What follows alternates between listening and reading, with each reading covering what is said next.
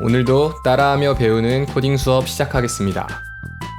우리는 지난 시간까지 코딩의 기본적인 개념인 순차 구조와 반복 구조에 대해서 배웠습니다.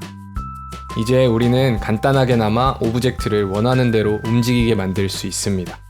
이번 시간에 만들어 볼 작품을 보시죠. 바로 피아노 프로그램입니다. 건반을 누르면 소리가 나죠. 그런데 더 신기한 건 건반을 누를 때 앵무새가 건반의 개 이름을 알려준다는 것입니다.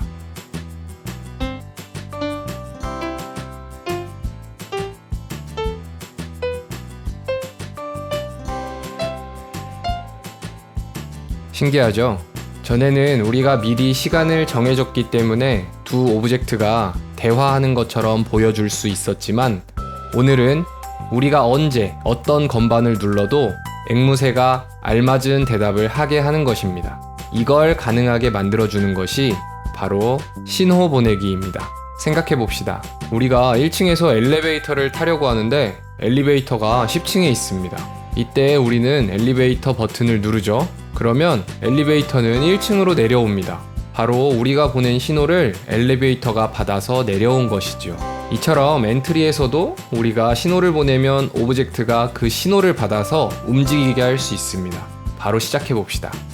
먼저 엔트리봇을 지워줍니다. 그 다음 필요한 오브젝트를 추가해 줍니다. 먼저 동물 카테고리에 하늘 버튼을 누르면 앵무새 카테고리가 있습니다. 앵무새 카테고리를 추가하고 물건 카테고리에 취미 버튼을 누르면 아래쪽에 피아노와 피아노 건반 오브젝트가 있습니다. 이 두 오브젝트도 추가시키겠습니다. 실행 화면에 세 가지 오브젝트가 추가된 걸 볼 수 있습니다. 앵무새가 제일 뒤편에 가 있기 때문에 아래의 오브젝트 목록창에서 앵무새 오브젝트를 가장 위쪽으로 올려놓겠습니다. 그 다음 피아노 오브젝트의 크기를 400으로 정해주겠습니다. 이제 앵무새와 피아노 건반 오브젝트를 적당한 위치로 옮겨 놓겠습니다. 앵무새가 반대쪽을 바라보고 있기 때문에 회전 방식을 좌우 방향 회전으로 한 뒤 이동 방향을 바꿔주시면 앵무새가 좌우로 뒤집힙니다. 이제 피아노 건반 오브젝트를 선택하여 코딩을 해보겠습니다. 가장 먼저 사용할 코드는 오브젝트를 클릭했을 때 코드입니다. 앞에서 배운 시작하기 버튼을 클릭했을 때 코드와 다른 점은 우리가 만든 코드를 오브젝트를 클릭했을 때 실행하게 됩니다.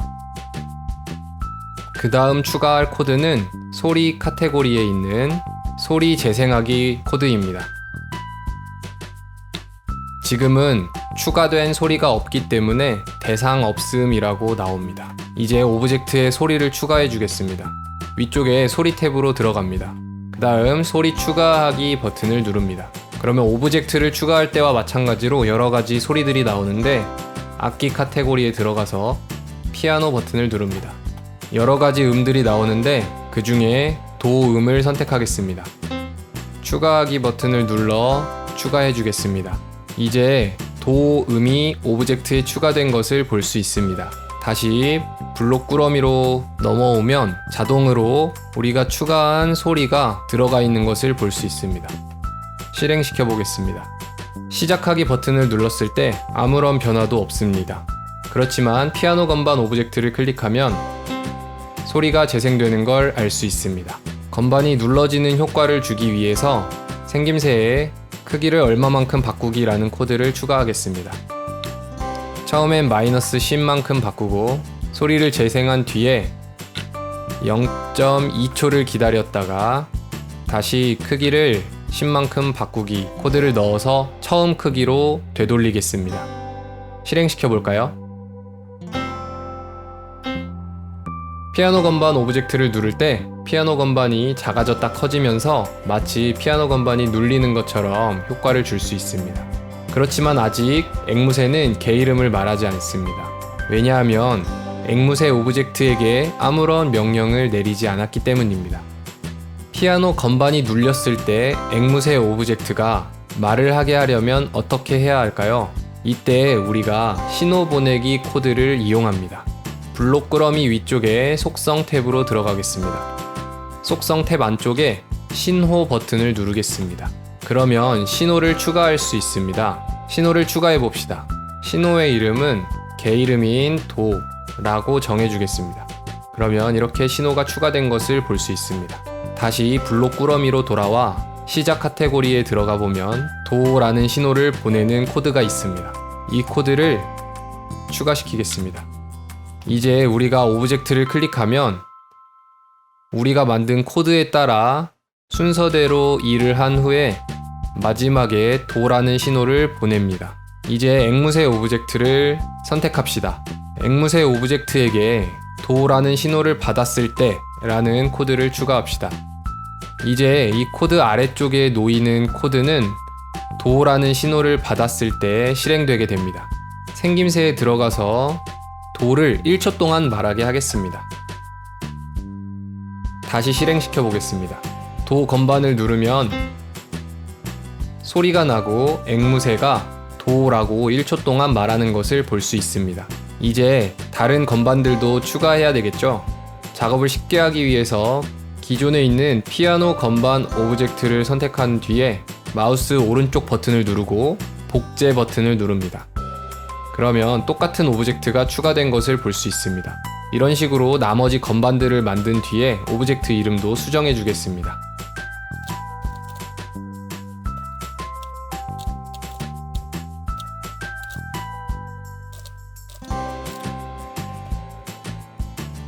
높은 파까지 오브젝트를 모두 만들었는데 오브젝트들이 겹쳐 있어서 알아보기가 힘듭니다. 그래서 가장 위쪽에 있는 높은 파 건반을 자리에 옮겨 놓겠습니다. 주의해야 할 점은 오브젝트의 모양이 똑같기 때문에 내가 선택한 오브젝트가 오브젝트 목록창에서도 같은지 확인해야 됩니다. 이제 모양을 바꿔줍시다. 모양 탭에 들어가 알맞은 모양을 선택합니다. 나머지 건반들도 같은 작업을 해주겠습니다.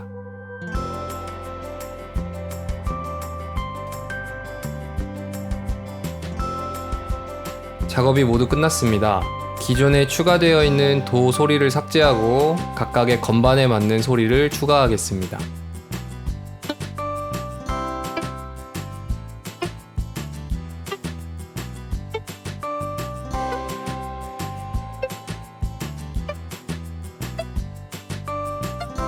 네, 작업이 모두 끝났습니다. 이제 블록 조립소로 돌아가서 소리를 선택해 줍니다.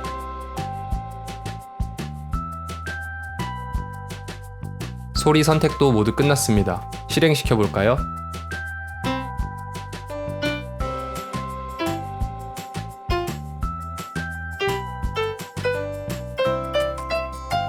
소리는 잘 나는데 앵무새가 계속해서 도라고만 이야기합니다. 왜냐하면 모든 건반 오브젝트들을 명령이 끝나고 도 신호를 보내라고 코딩을 했기 때문입니다. 각각의 건반에 맞는 신호를 추가하여 수정하도록 하겠습니다. 속성 탭으로 다시 들어가서 모든 건반에 맞는 신호를 추가합니다.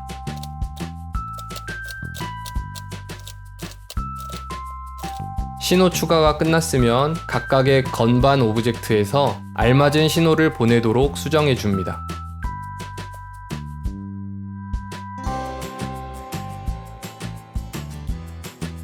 수정이 끝나면 앵무새 오브젝트로 들어가서 각각의 신호를 받았을 때 알맞은 개 이름을 말하도록 코드를 추가해 줍니다. 코드를 추가할 때는 기존에 있는 코드를 마우스 오른쪽 버튼으로 누르고 코드 복사 붙여넣기 버튼을 누릅니다.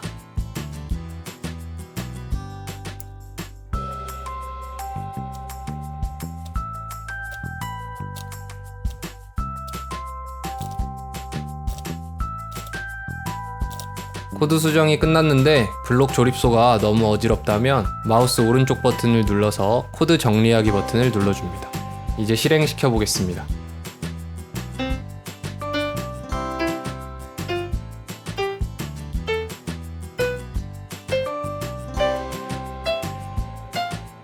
네, 잘 작동하는 것을 볼 수 있습니다. 이렇게 오늘은 신호 보내기를 통해서 여러 오브젝트가 상호작용하는 방법을 배워보았습니다. 이 신호 보내기는 여러 개의 오브젝트에게 한 번에 명령을 내릴 때 많이 사용합니다. 오늘의 수업은 여기까지고 숙제를 내줘야겠죠? 오늘의 숙제는 드럼 만들기입니다. 드럼에 북이나 심벌을 클릭하면 그 부분에 소리가 납니다. 그리고 그 부분의 이름을 앞에 있는 어린이가 말해줍니다.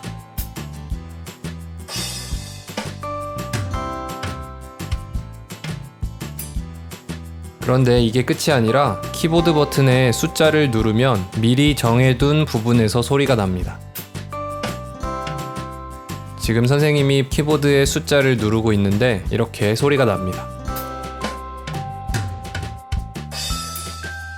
그럼 키보드 버튼으로 연주를 할 수 있겠죠.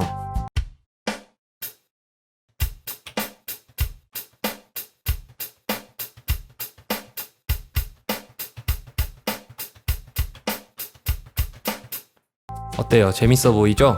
해당 오브젝트의 위치와 소리가 어디 있는지 알려줄 테니까 여러분들이 직접 코딩을 하면서 만들어 보세요. 프리 영상도 올려줄 테니까 여러분이 만든 코드와 비교해 보시고 어려운 친구들은 참고하시기 바랍니다.